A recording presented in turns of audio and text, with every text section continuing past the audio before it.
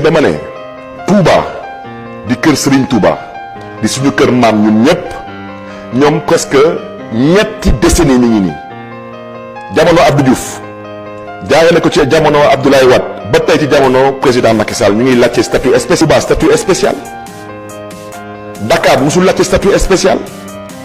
te tey suñu doon xool tey ci ay dëkk yu nga xam ne ñoo gën a jekk ci statut spécial dañu waxtaan suñu biir te yàlla tax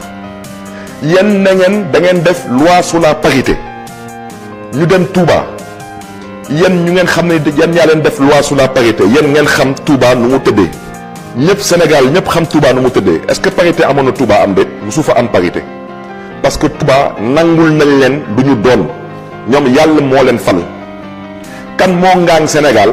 ne Touba amul parité kon nag su ngeen di wut dëkk bu soxla statut spécial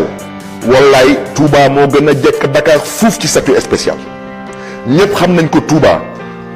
Serigne Touba su yëkkatee ay kaddu ne fii kenn du fi politique amul kenn ku nga xam ne ni repp nga mën a daa yaa ngi dem Touba def fa politique ñëpp xam nañ ko Touba Serigne Touba mooy fal kuy jiite ci mairie Touba kon nag suñuy wut gox bu jekk ci statut spécial wax dëgg yàlla balaa ñuy joxoon Dakar nañu joxoon parce que dama ne Touba kii nañu critère pour am statut spécial laaj nañ ko laajaat ko ñu bëggoon xam nag ci gàttal lu tax ñu bëgg a yeb Dakar ak yeb askanu Dakar